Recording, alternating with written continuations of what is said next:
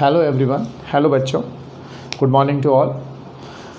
जैसा कि कल से हम क्रैश कोर्स लॉन्च करने वाले हैं, तो आज हम एक डेमो वीडियो रिकॉर्ड कर रहे हैं। इसमें चैप्टर लेंगे वेक्टर्स।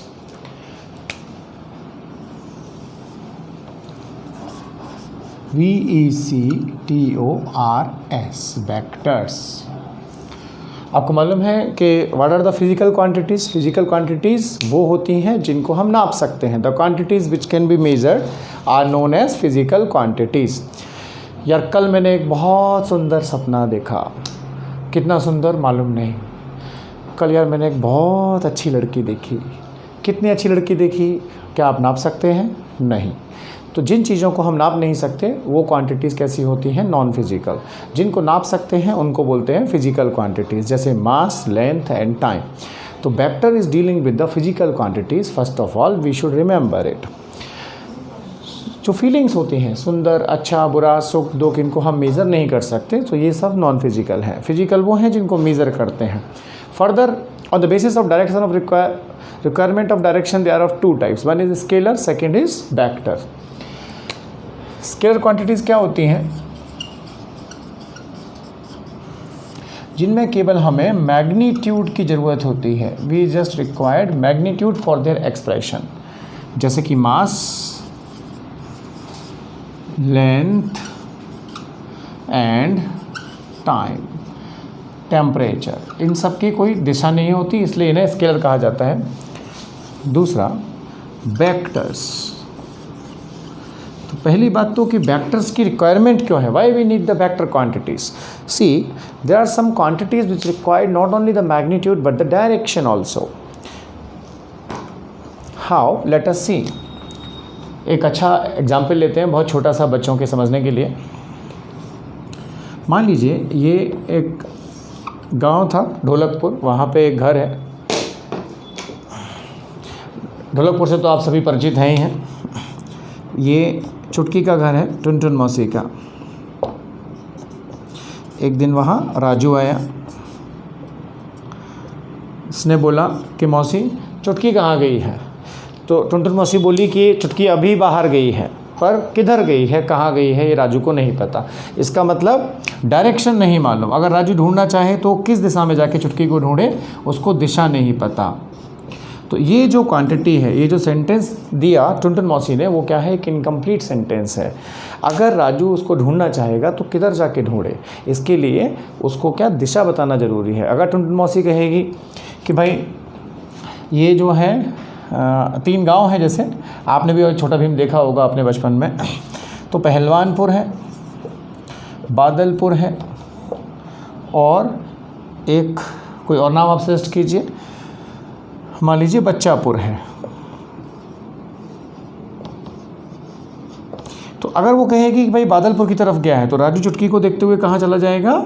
बादलपुर की ओर।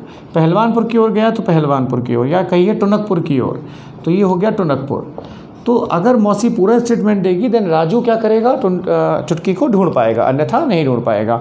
तो कुछ क्वांटिटीज़ ऐसी हैं जिनमें कंप्लीट इन्फॉर्मेशन के लिए हमें दिशा की आवश्यकता पड़ती है। बिना दिशा के हम उन्हें एक्सप्रेस नहीं कर सकते। That is the requirement of vectors. Vector में क्या होता है बेसिकली बेटा? 2 चीज़ें होती हैं, एक मैग्नीट्यूड और दूसरा वेक्टर की डायरेक्शन।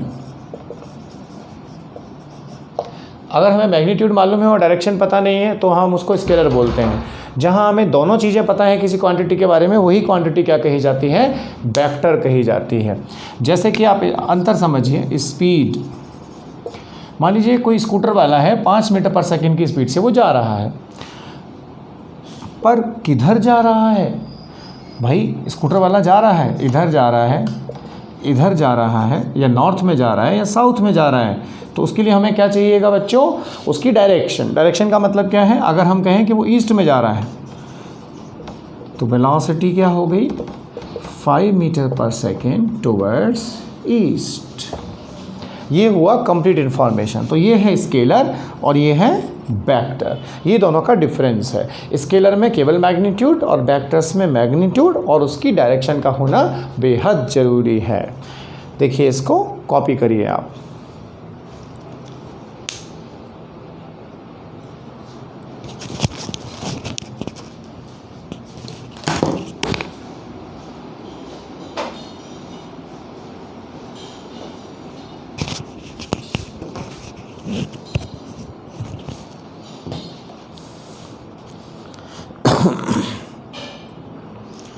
इसके बाद में आते हैं टाइप्स ऑफ वेक्टर्स, यानी वेक्टर्स कितने तरह के होते हैं, उसको एक्सप्रेस कैसे करते हैं। तो सबसे पहले हम लिखेंगे हाउ टू एक्सप्रेस या एक्सप्रेसिंग ऑफ अ वेक्टर। किसी भी प्लेन को लेकर अगर हम एक पॉइंट बनाते हैं, अगर डिफाइन करें कि भाई ये डायरेक्शन ईस्ट है राइट साइड में, ये वेस्ट है, ये नॉर्थ है और ये साउथ है। अगर कोई पर्सन ईस्ट जा रहा है किसी पर्टिकुलर स्पीड 10 मीटर पर सेकेंड से, तो इसका मतलब उसकी स्पीड तो हो गई 10 और दिशा क्या हो गई ए, मतलब ईस्ट की तरफ। और एक दूसरा बंदा है, ये मान लीजिए ए था, ये बी है, ये इधर जा रहा है। अगर इसकी स्पीड 20 मीटर पर सेकेंड है तो ए का रिप्रेजेंटेशन हम एरो से करते हैं। किससे? एरो से। मान लीजिए 10 को दिखाने के लिए हमें 1 सेंटीमीटर लाइन 1 मीटर पर सेकेंड को रिप्रेजेंट करती है, तो 10 मीटर पर सेकेंड के लिए हम कितना लंबा एरो खींचेंगे? 10 सेंटीमीटर लंबा एरो। तो ये हो गया वेलोसिटी ऑफ ए का एक्सप्रेशन। अगर हम बात करें बी के बारे में, तो आपको पता है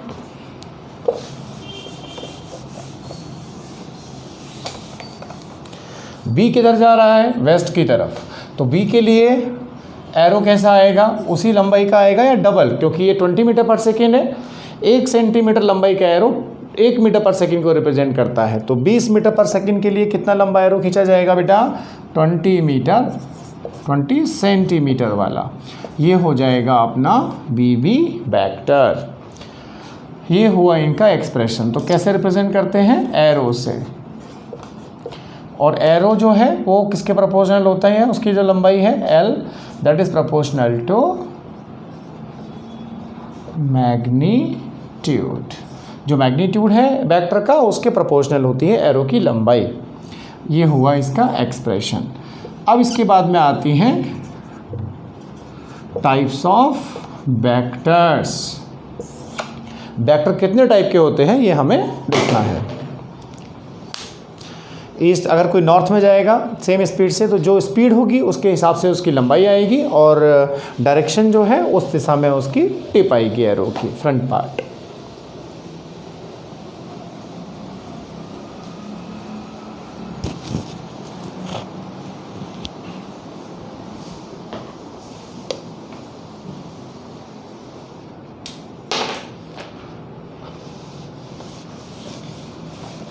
देखिए मेनली हम यहाँ 5 तरह के वेक्टर्स के बारे में बात करेंगे, जो कि हमारे नीट के लिए सबसे इम्पॉर्टेंट है। करने को बहुत सी बातें हैं, इधर उधर की वेक्टर में बहुत डीप में भी जा सकते हैं हम, पर जहाँ तक हमारा लिमिटेशन है, जो हमारा टारगेट है, हम वहीं तक कंसाइज रहने की कोशिश करेंगे। सो खुद को नियंत्रण में रखना भी एक बहुत बड़ी चुनौती होती है इंसान के लिए। तो हमारे टारगेट के हिसाब से जितना हमें रिक्वायर्ड है, हम उस डोमेन में पूरा वर्क करेंगे। टाइप्स ऑफ वेक्टर, सबसे पहला होता है पोजीशन वेक्टर। अब देखो पोजीशन वेक्टर क्या है। The vector which represent position of a point in a given plane. Plane क्या होते हैं? 3 तरह के होते हैं, 1D, 2D, 3D। ये 3 डायरेक्शंस होती हैं। 2 से मिलकर एक प्लेन बनता है, उसको 2D प्लेन कहते हैं। जैसे हम किसी रूम के कॉर्नर को ओरिजिन माने, तो ये X डायरेक्शन, ये Y डायरेक्शन, और ये नीचे वाला कॉर्नर लाइन Z। तो बोर्ड किस प्लेन में है? अपना XY प्लेन में। हम किस में खड़े हैं? XZ प्लेन में मैं खड़ा हुआ हूँ। मेरे इधर सामने खिड़की है एक, वो किस प्लेन में होगी? ये हो गया Y, ये हो गया Z, यानी खिड़की है YZ प्लेन में। तो ये 2D प्लेन हुआ। परंतु ये जो पंखा लटका हुआ है, ये ना X में है, ना Y में, ना Z में, ये तीनों में है। तो अगर इसकी पोजीशन 5, 6, 7 या कोऑर्डिनेट इसके ओरिजिन के रिस्पेक्ट में 5, 6, 7, बोलो कितना? 5, 6, 7। तो हम यहाँ ओरिजिन से पंखे तक कैसे पहुँचेंगे? X में 5 चलेंगे, 6 चलेंगे Y में, और फिर 7 चलेंगे Z में।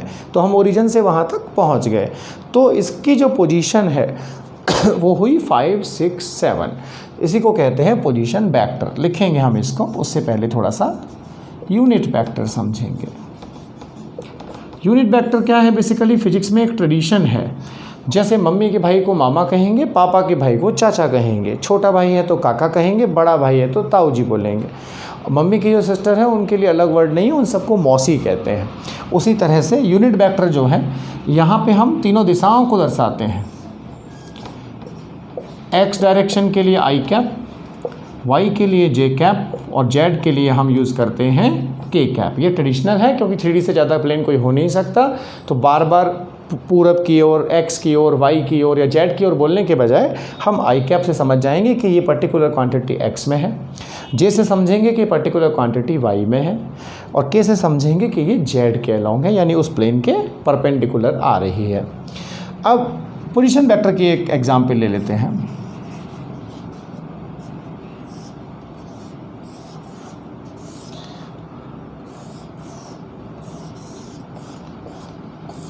मान लीजिए यहाँ पे एक फ़ैन लटका हुआ है, ये कॉर्नर ओरिजिन है।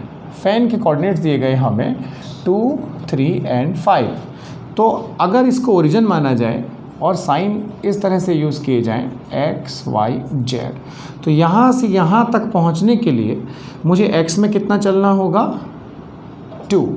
तो हम लिखेंगे, अगर इसको फ़ैन को हम नाम दे दें P, पॉइंट पर फ़ैन लटका है, तो OP वेक्टर का मतलब O से P तक जाने के लिए x में चलना होगा हमें 2 मीटर, 2 का मतलब 2 मीटर्स, I का मतलब अलोंग द x प्लस, यानी हम यहाँ कहीं आ जाएंगे प्लस 3j कैप। फिर हमें ऊपर जाना होगा यहाँ पे, फिर ऐसे z में जाना होगा।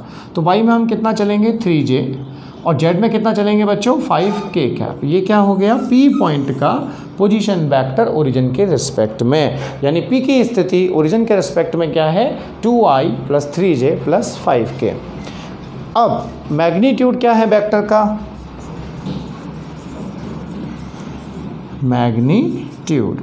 मैग्नीट्यूड का मतलब है अगर हम इस डिस्टेंस को डायरेक्टली मेज़र करना चाहें तो ये कितनी होगी, square of coefficient of i 4, square of coefficient of j 9, square of coefficient of k 25।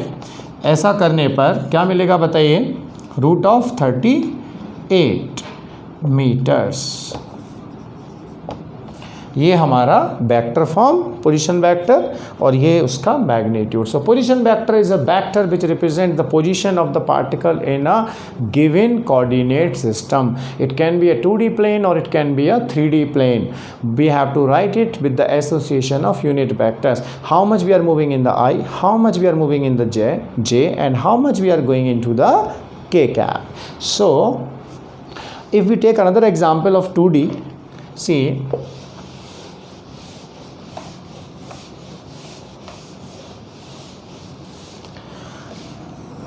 suppose we are having a 2D plane x, y, there is a point P जिसके coordinate 3,4 हैं। ये है हमारा ओरिजिन, हमें O से P तक जाना है। तो ये एक 2D प्लेन हुआ जहाँ पे z डायरेक्शन नहीं है। इसका मतलब क्या है, O से P तक जाने के लिए पहले हमें x जाना पड़ेगा, कितना 3, फिर y में कितने यूनिट चलना पड़ेगा बेटा, y कोऑर्डिनेट क्या है 4 है ना, 4। तो OP वेक्टर यहाँ पर कितना होगा 3i plus 4j cap. i cap j cap क्या है, यूनिट वेक्टर्स जो कि दिशाएं बताते हैं। i होता है x के लिए और j होता है y दिशा के लिए। k कैप का प्रयोग करते हैं हम z डायरेक्शन के लिए। अब मैग्नीट्यूड का मतलब क्या हुआ कि यदि कोई व्यक्ति या पर्सन सीधा O से P तक जाना चाहे, तो एक बात सोचिए आप, ट्राइंगल से आप समझते हैं पाइथागोरस थ्योरम से कि OP स्क्वायर कितना होगा, base square plus perpendicular square 9 plus 16, ये पाइथागोरस थ्योरम है। ये हुआ 25, तो OP कितना आएगा बेटा 5। तो मैग्नीट्यूड का मतलब क्या हुआ, if we go directly from the origin to that point, how far is the point directly as a scalar. तो वो कितना आया, यहाँ पे भी वही तरीका है, स्क्वायर्स करने पर हमें मैग्नीट्यूड मिलता है किसी भी वेक्टर के लिए √25, यानी 5 मीटर्स। आई होप ये आपको क्लियर हुआ। आपको 1 मिनट का समय, आप कॉपी कर सकते हैं इसको।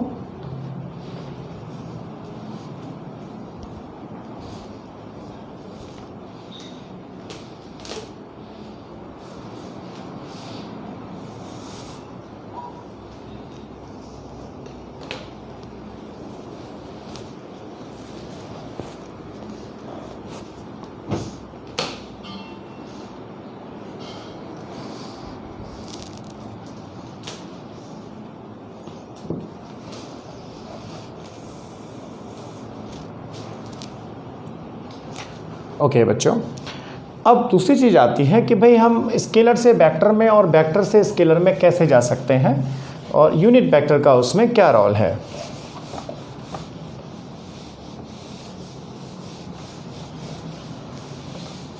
सो this is the way to go from a scalar to the vector form and the vector form to the scalar form. सबसे पहले आप ये देखिए, vector to scalar and then scalar to vector. Example लेते हैं, पहले हम वेक्टर से स्केलर में जाएंगे। If a vector r is something like 6i plus 8j,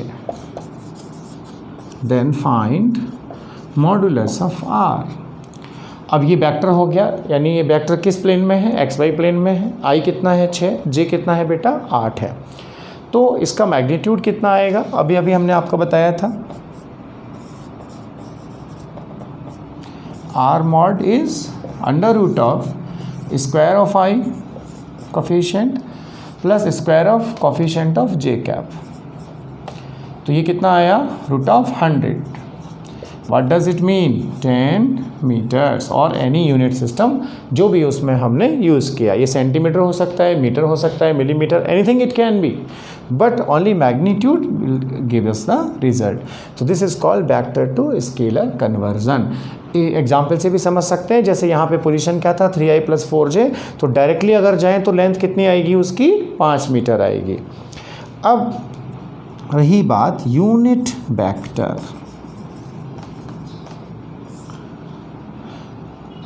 if a vector is given, then its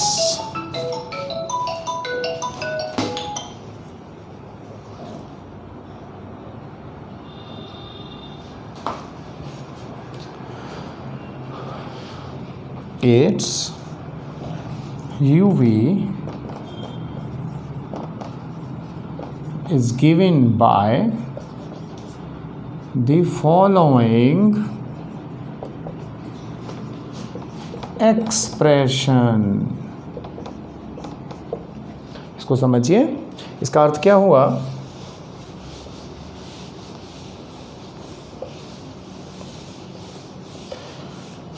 A cap is a vector over modulus A. यानी अगर हमें कोई ए वेक्टर दे रखा हो तो उसका यूनिट वेक्टर क्या होता है, अगर उस वेक्टर में उसके मैग्नीट्यूड का डिवाइड कर दिया जाए तो वो बन जाता है उसका यूनिट वेक्टर। सो अगर हमें कोई वेक्टर निकालना हो तो हम क्या करेंगे, वेक्टर के मैग्नीट्यूड में उसके यूनिट वेक्टर का मल्टीप्लाई, ये हमको ध्यान रखना है। And this is the way to convert a vector, a scalar into a vector. यानी स्केलर में अगर यूनिट वेक्टर का मल्टीप्लाई कर दिया जाए तो वो एक वेक्टर क्वांटिटी बन जाती है। एक एग्जाम्पल लेता हूँ मैं जिससे ये आपको समझ में आएगा। वेक्टर टू स्केलर तो बहुत आसान है, मैग्नीट्यूड निकालेंगे। स्केलर से वेक्टर के लिए क्या करना है ये मैं आपको समझाता हूँ, कॉपी करें आप इसको।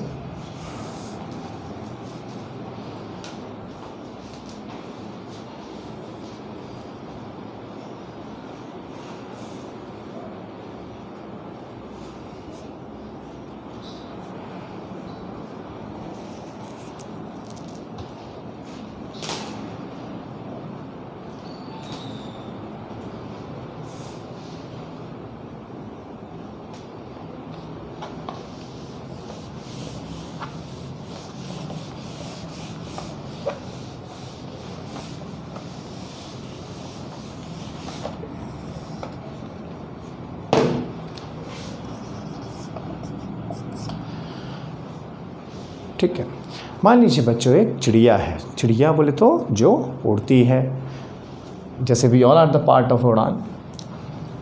ये ए पॉइंट से बी पॉइंट की तरफ जा रही है। ए के कोऑर्डिनेट्स हैं 2,3 और बी के जो कोऑर्डिनेट्स हैं वो मान लीजिए आप 8,11। स्पीड है चिड़िया की 20 मीटर पर सेकेंड से ये चिड़िया उड़ान भर रही है। जैसे आप हमारे साथ उड़ान में हैं, इस तरह से ये उड़ान भर रही है। गेट रेडी फॉर उड़ान। सो अब वेलोसिटी क्या होगी इसकी, ये हमें निकालना है। हमें डायरेक्शन नहीं मालूम है, ना दी गई है, क्योंकि ये एक्स वाई प्लेन में उड़ान भर रही है। हमें कोऑर्डिनेट्स दिए गए हैं, एक्स कोऑर्डिनेट और वाई कोऑर्डिनेट। अब क्या होगा, तो ज़रा इसको सॉल्व करते हैं। भाई हमें जब वेक्टर चाहिए तो हम क्या करते हैं, मैग्नीट्यूड में यूनिट वेक्टर का मल्टीप्लाई। अब कैसे करें, यूनिट वेक्टर तो पता ही नहीं है। हाय राम, अब क्या होगा। अब हम मैग्नीट्यूड देखेंगे कितना है, 20 है। यूनिट वेक्टर, अब एक बात बताइए, जिधर वेलोसिटी होती है उधर ही क्या होता है, डिस्प्लेसमेंट होता है कि नहीं।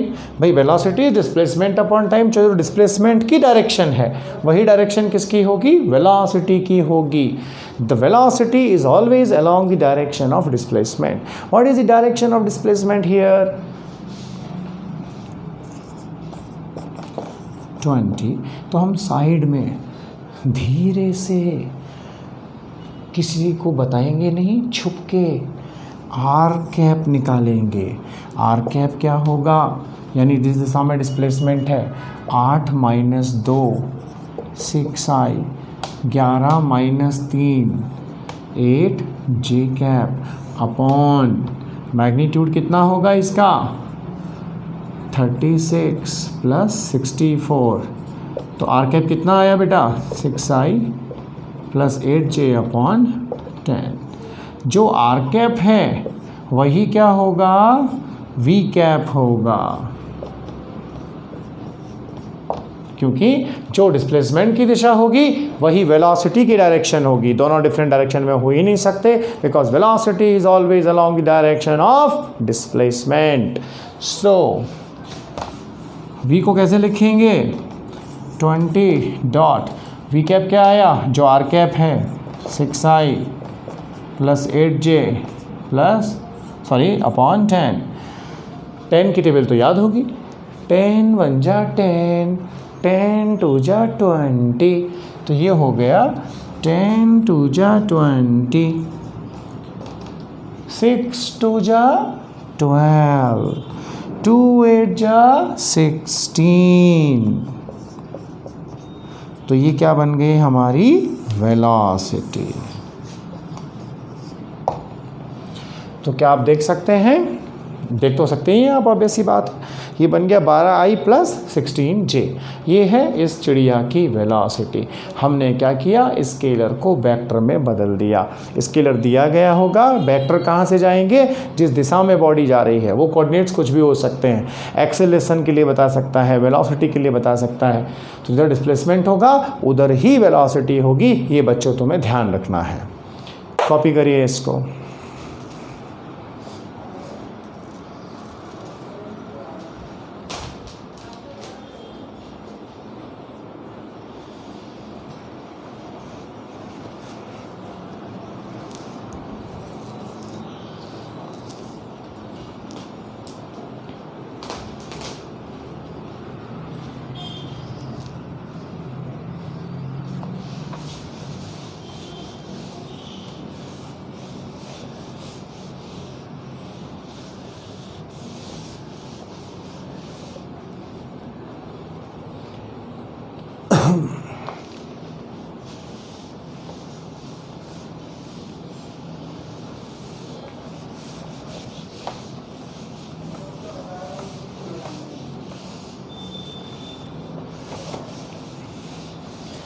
अब हम छोटे छोटे प्रोफाइल लेंगे, equal vectors, opposite vectors, like that.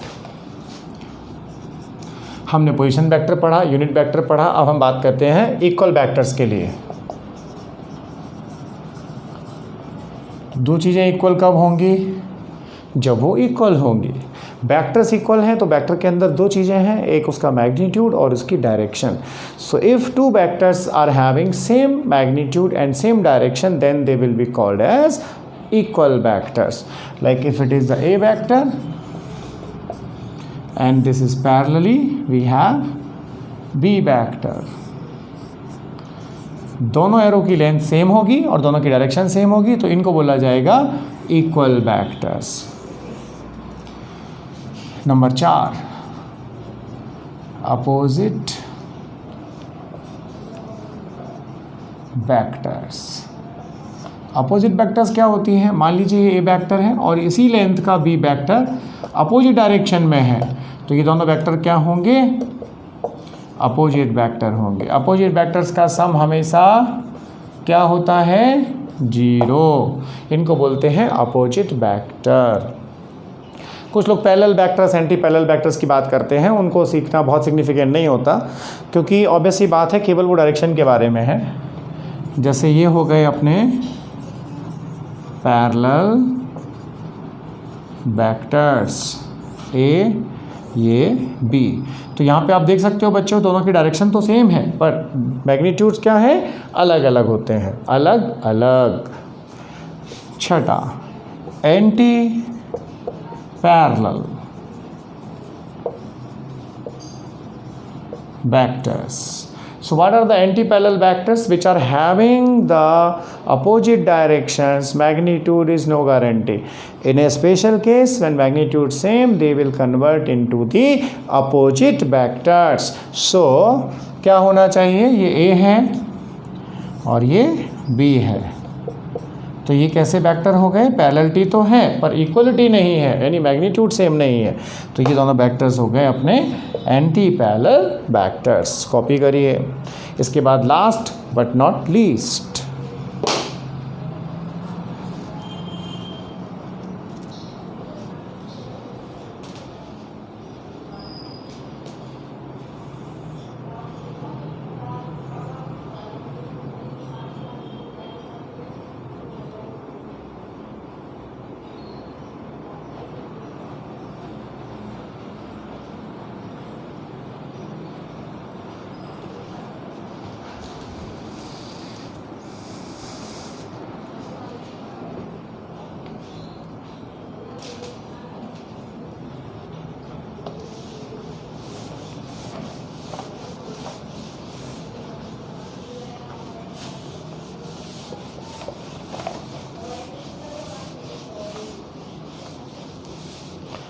अब बेटा सबसे important part, the main important part of the vector is the null vector, the seventh and last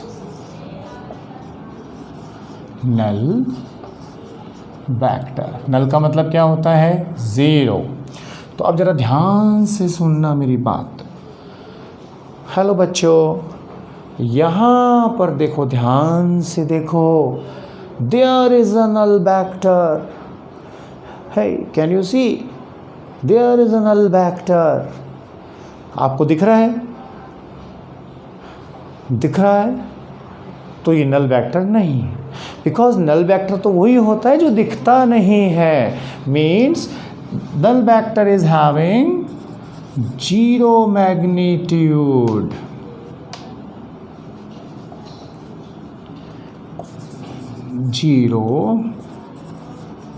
magnitude. अब सवाल उठता है कि भाई 0 मैग्नीट्यूड का आवश्यकता क्यों पड़ी सर? तो क्रॉस प्रोडक्ट में बात बच्चे ये पूछते हैं, सर जब 0 मैग्नीट्यूड है तो ऐसे वेक्टर हम ले क्यों रहे हैं? Actually in the cross product when we have I cross I, then the value will come 0, but that 0 is not the 0, that is a null vector, because cross product is definitely bound to give us a vector. तो 0 कैसे आएगा? तो उसको 0 नहीं बोलेंगे, that will be named as 0 vector, बोले तो null vector। Okay, that is the utility. अगर इसको किसी में ऐड करते हैं अपन तो क्या मिलता है हमें? वही मिलेगा जो वेक्टर दिया गया है। Okay, so now we will take triangle law of addition.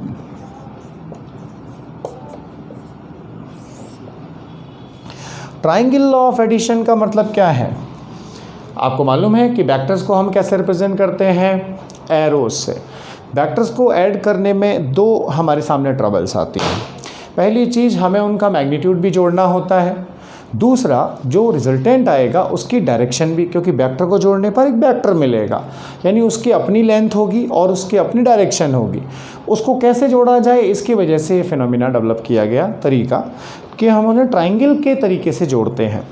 Suppose we have two vectors A and B और ये फिक्स है प्लेन में। अब इन्हें जोड़ेंगे कैसे?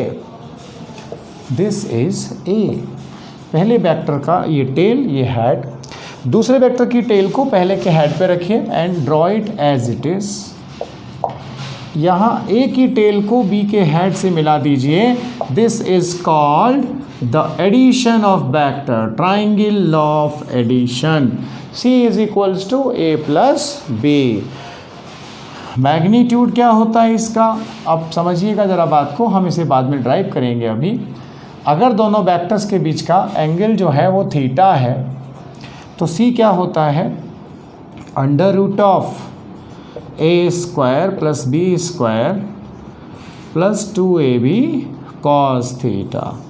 This is the magnitude of addition. And resultant जो पहले वेक्टर के साथ एंगल बनाएगा वो क्या होता है, ये लेंथ होती है b sin थीटा और ये लेंथ b cos थीटा। तो टोटल परपेंडिकुलर कितना हुआ बच्चों, b sin थीटा। नेट कितना, a plus b cos theta. बोले तो b sin theta upon a plus b cos theta. यहाँ से हम अल्फ़ा निकाल सकते हैं। This is about the triangle law of addition. Please copy this.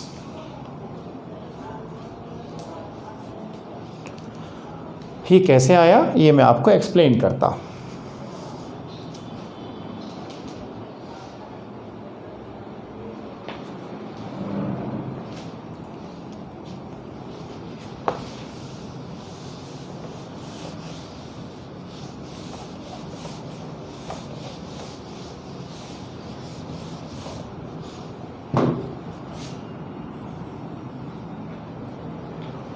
देखिए, पहली बात तो हम थोड़ा यहाँ एंगल बिटवीन वेक्टर्स को समझ लेते हैं।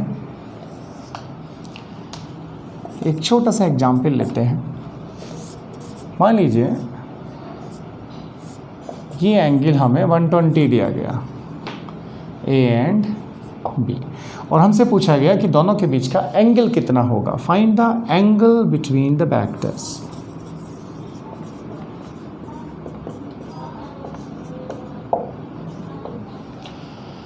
तो बच्चों एक बात का ध्यान रखना, angle between the vectors is not the angle provided. Angle between the vector measured between their tails, means tail पे टेल को रखेंगे और उनके बीच का जो एंगल है आपस में, that is called the angle between the vectors. Please note it. So what does it mean? Solution. सबसे पहले सॉल्यूशन लिखेंगे। ये ए, क्या ये टेल टेल के साथ में है? नहीं है। तो हम क्या करेंगे, इस वेक्टर को शिफ्ट कर सकते हैं। किस डायरेक्शन में? देखिए ऐसे करिए कि भाई ये जो वेक्टर है इसको तो यहीं पर रहने देते हैं, ए को ऊपर शिफ्ट कर देते हैं ऐसे, इसको थोड़ा आगे ले जाइए टेल के लिए। तो अब ये जो एंगल बचा था वो कितना था, 120 था। इसी तरह से देखो, अगर इसको यहीं की यहीं आगे कर दें और इसको आगे कर दें तो कितना बचेगा, अपोजिट एंगल्स हुए कि नहीं। Then what is the angle, 120 degrees. A और बी के बीच का एंगल कितना आ रहा है यहाँ पर, 120 डिग्री। परंतु अगर ऐसा होता 1%, ये समझें, if the same question is repeated like example to this way, this angle is 120 between A and B. Now what is the angle between A and B? क्या करेंगे, टेल को टेल के साथ रखेंगे, means B as it is, A को थोड़ा आगे shift करिए। A आपको पता है ये 120 दे रखा था अपने को, तो ये कितना बचा, 60 degrees. Means what is the angle between them, 60 या π/3। तो एंगल जो होता है वो टेल्स के बीच में नापा जाता है, ये आपको ध्यान रखना है। इसको आप कॉपी करें, फिर हम वो ब्रीफ आइडिया देंगे कि हमने मैग्नीट्यूड और डायरेक्शन कैसे निकाले थे।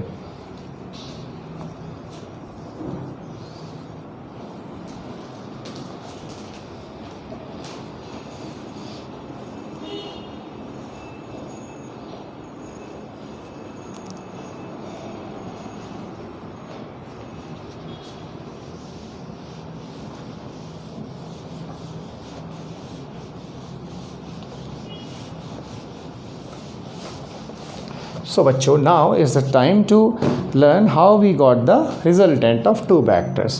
तो उससे पहले आप एक चीज़ समझें, कोई भी ट्राइंगल अगर है, ये मान लीजिए हमने एक वेक्टर बी लिया, ये एंगल थीटा है, अगर हम इसको बी वाई बोलें और इस साइड को बी एक्स बोलें, तो आपको पता है ये जो कंपोनेंट है, ये कोई वेक्टर है, इसका कितना पार्ट x में है और कितना पार्ट y में है। हम पहले जनरल कैलकुलेशन करते हैं। तो अगर इस ट्राइंगल में हम साइन थीटा लिखें, साइन थीटा क्या होता है बताइए? Sine theta is perpendicular upon hypotenuse, यानी उस हिसाब से ये कितना आया, बी वाई अपॉन बी, यानी हमें क्या मिला,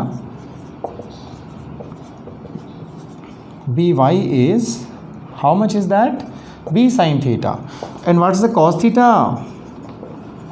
base over hypotenuse। So we are having the x component b cos theta, ये अपना नंबर 1 इक्वेशन, ये नंबर 2। इसी वजह से जब हमने एडिशन किया तो हमने a और b में जो एंगल लिखा था वो यहाँ पे थीटा लिखा था, ये लिखा था b sin थीटा, और बेस को लिया था b cos थीटा। ये हुआ दोनों का एडिशन। इज दिस और नॉट? इसी वजह से ये टोटल वेक्टर कितना हो गया, a plus B cos theta, ये कितना बचा, b साइन थीटा। तो इन दोनों का एडिशन हमें c क्या मिला था, जो हमने लिखा था under root of a square plus b square plus 2ab cos theta. देखिए, अगर आप उसको चाहें कि ये आया कैसे, तो हम वो भी एक्सप्लेन कर सकते हैं।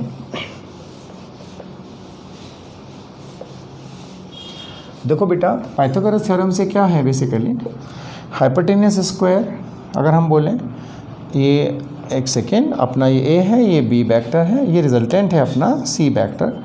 तो hypotenuse square is how much, a plus b cos theta whole square plus b sin theta whole square. क्या मिलेगा यहाँ से, a square plus b square cos theta 2ab cos theta plus b square sin theta. इसमें से, दोनों में से, b square cos square theta plus b square sin square theta में से क्या कॉमन आएगा बताइए, b स्क्वायर। तो क्या लिख सकते हैं हम इसको,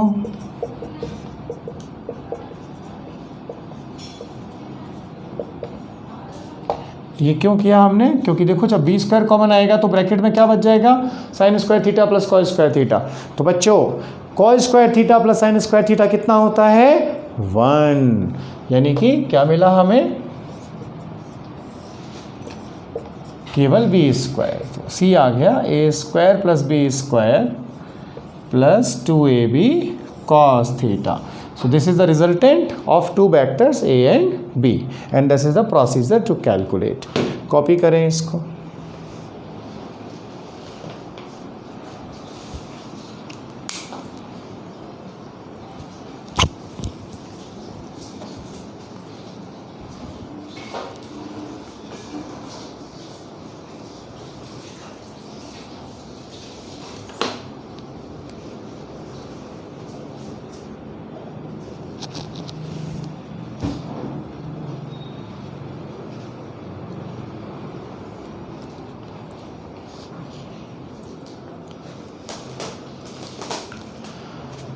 ठीक है, अब हम कुछ, ये पहला लेक्चर है क्योंकि, तो कुछ एग्जाम्पल लेते हैं छोटे।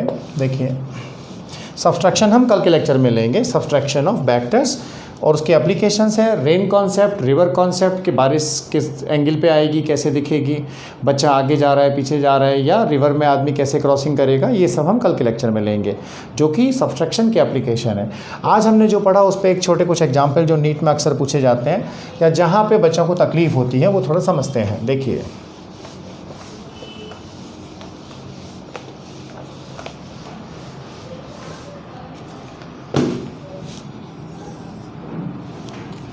example, if a vector is I cap plus 2j cap and b is equals to 2i plus k cap, then find modulus of a and modulus of b and modulus of a plus b. Right. तो now what is the question here? बच्चे यहाँ पे पूछते हैं sir a में तो k है ही नहीं, a में k है, how the k is there in the vector a? Can you see? क्या तुम्हें दिख रहा है? देखो कैसे है, मैं आपको दिखाता हूँ। i plus 2j plus 0k cap means जो नहीं है उसका कोफिशिएंट कितना है, 0 है, but it is there. What is the B vector? Complete the vectors. 2i, हाय राम j नहीं है इसमें, j है पर उसका कोफिशिएंट कितना है, 0k।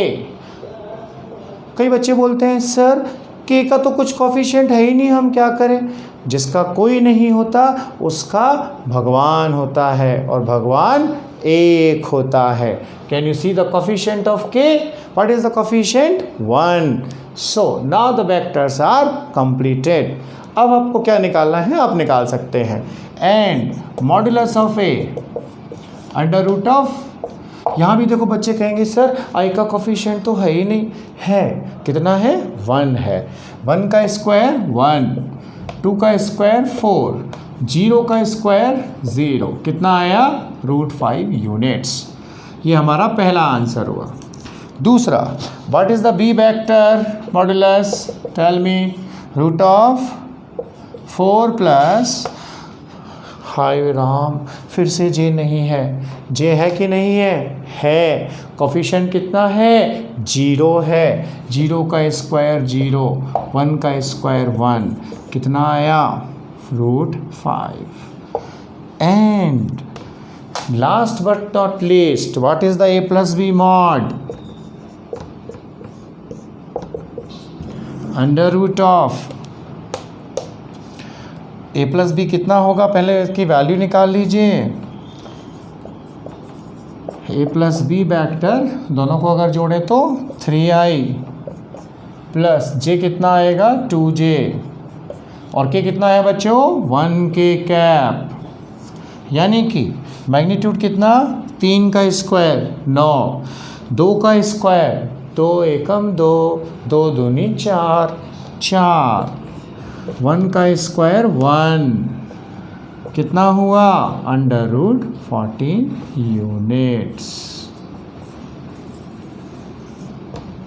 सो ये हुआ basic working with the vectors when they are provided in terms of I cap, J cap and K cap. बच्चों आज की क्लास से इतनी पर्याप्त है। आपको एक टेस्ट दिया जाएगा अभी थोड़ी देर बाद, उसके बाद में एक डीपीपी मिलेगी जिसको आप सॉल्व करेंगे। और कोई प्रॉब्लम रहा तो हम कमिंग क्लासेस में शाम को एक टाइम फिक्स करके लाइव सेशन में आपके doubts through the YouTube streaming and in personal mobile app we will be solving. Thank you very much. We will continue tomorrow with the subtraction of vectors. Thanks.